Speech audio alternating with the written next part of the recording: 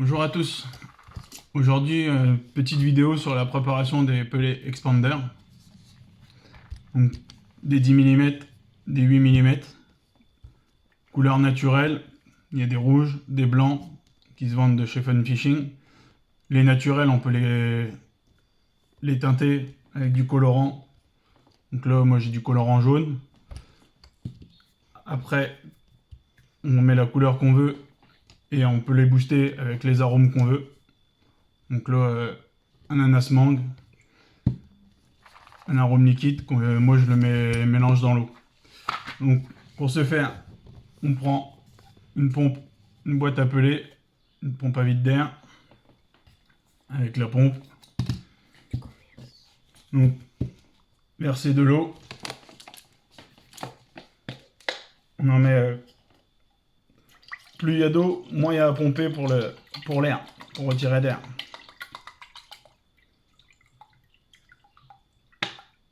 Donc moi je remplis aux 3/4. Je mets mes petits pelets. Là, on va mettre de l'additif.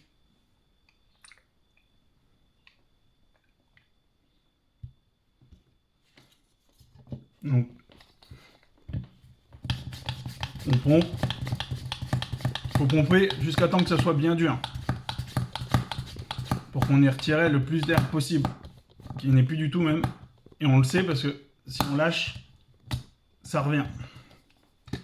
Donc après, je secoue pour bien mélanger l'additif à l'eau.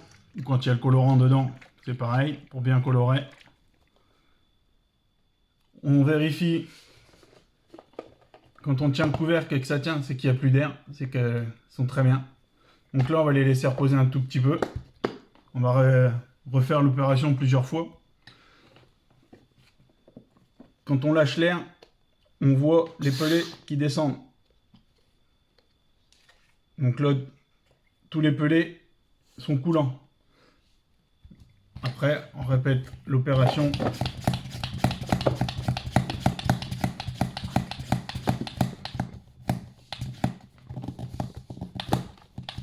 Plusieurs fois pour être sûr. Là, on va les laisser reposer un petit peu pour qu'ils gonflent bien, qu'ils deviennent bien gros. Après, on a la solution de la faire soi-même, pompe à vide d'air. Donc, pour ma part, j'ai acheté la boîte, la boîte en plastique chez Action, 70 centimes, qui se referme en plus avec un petit joint pour l'air, c'est très bien. Et puis pour la conservation des produits dans la journée, ça reste à l'abri de l'air. Donc, Action, ils vendent la petite pompe à vide d'air pour le vin. Ils vendent avec les deux ventouses. Moi, j'en ai déjà collé une dessus. Ça se vend à 2 €. C'est ce qui nous fait une pompe à moins de 5 €. Après, pour les boîtes, moi j'ai pris une grosse boîte. Vous pouvez prendre des plus petites boîtes selon les quantités que vous avez besoin. Après, donc moi pour réaliser ma pompe, j'ai pris un vieux couvercle, j'ai déjà fait le trou. Donc après on prend ce qu'on veut, hein. Un gros foret, un cutter. Mais le cutter, il faut faire attention parce que le plastique peut casser. Avec un gros foret, ça va très bien. Donc pour ce faire, une fois que j'ai fait le trou, un peu plus petit que la ventouse pour que ça serre bien. Que le caoutchouc il sert bien. Et pour que ça soit bien hermétique, je me sers du silicone. Un restant de silicone que vous avez chez vous. Hein. Là c'est pour la salle de bain, les cuisines. Vous en mettez tout autour du trou. Après, on vient écraser la ventouse. Et après, je viens rajouter du silicone tout le tour pour que ça soit bien hermétique. Pour que Merci, assistant. Pour que ça soit bien hermétique. Donc, comme vous voyez là. Là, on voit bien le silicone qui est tout le tour pour que ça soit bien hermétique. Même si j'en ai mis en dessous, j'en mets un petit peu tout le tour. Ici. Pour que ça soit super bien hermétique. Donc après, comme une boîte normale, hein, on met de l'eau. Par contre, quand on met l'eau, on vérifie qu'on n'en met pas de trop, parce que sur la pompe qu'on va faire nous-mêmes, la ventouse dépasse. Et si on met trop d'eau, on va aspirer l'eau. Donc là, on va pas aller jusqu'aux 3/4 comme sur les autres boîtes. On va en mettre un peu moins. S'il vous plaît, monsieur.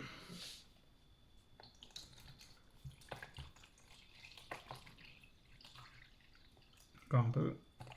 Merci. Vous voyez, je mets la moitié. On prend quelques pelés. On met dedans. Et pareil.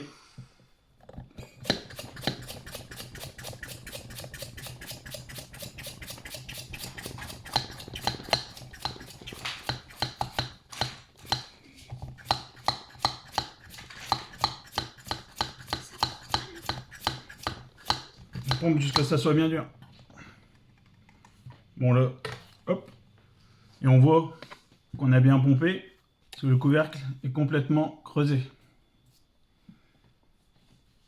Et après, comme les pompes, hein,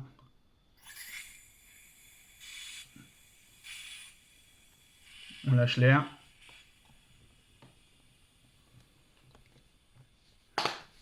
On voit les pelés descendre. Là, il y en a encore qui flottent. On répète l'opération.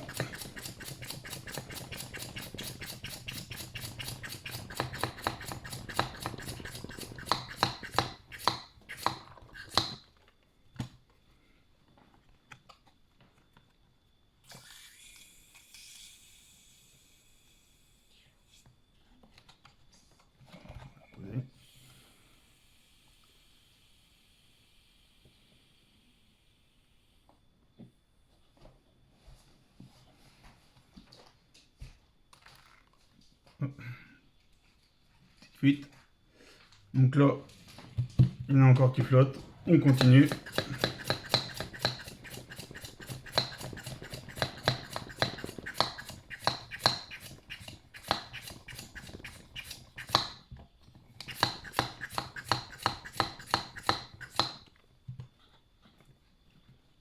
Bon, on va les laisser un petit peu. On va revenir sur les autres qu'on a préparés dans l'autre boîte. Hop. Là, ils sont tous coulants.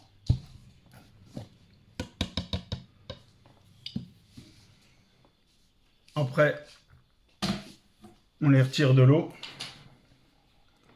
Bon, là, on va les retirer comme ça à la main.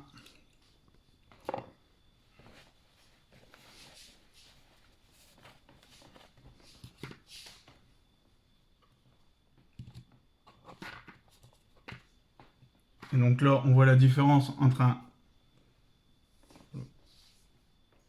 un pelé sec et un pelé mou. On voit la différence de taille, ils ont gonflé. Donc ceux-là, ils sont tout durs. Et là, ils sont tout mous. Donc après, pour les écher sur l'hameçon, donc là j'ai pris un gros hameçon pour que vous voyez bien. Après, quand on sert des pelés de 10 mm, il faut des gros hameçons quand même. Donc là, on va écher un pelé de 8. Donc quand on èche le pelé, c'est pas l'hameçon qui bouge, c'est le pelé. Donc on plante et on fait tourner le pelé autour de l'hameçon.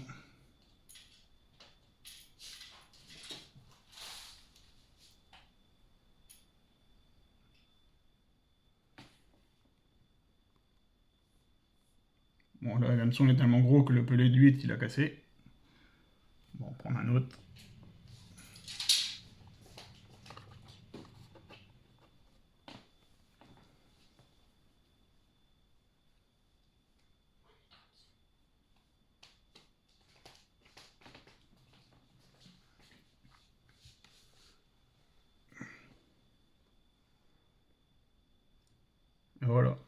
préparation des pelés expander.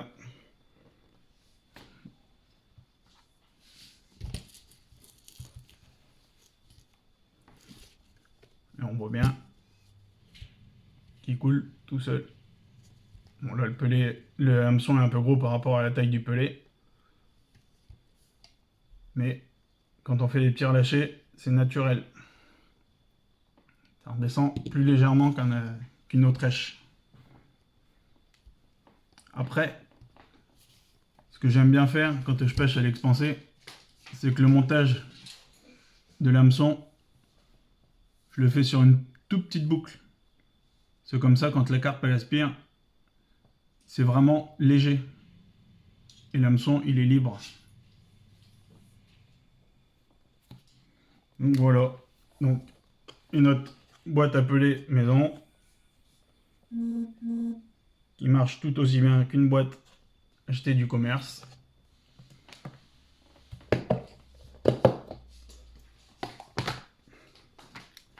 On va prendre un pelé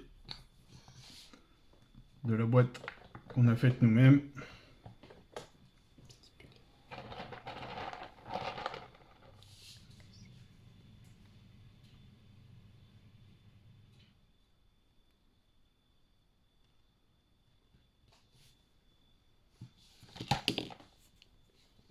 Et voilà, exactement le même résultat pour une boîte fait maison.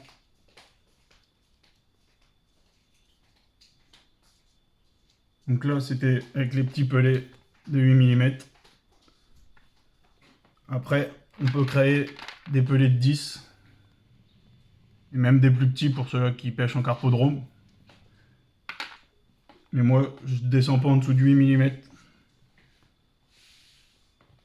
pour les pêches, même en carpodrome, un pelé de 8 mm, les carpes le prennent très bien. Bon, c'était tout pour la présentation des pelés expander. Moi, c'est ma façon de procéder.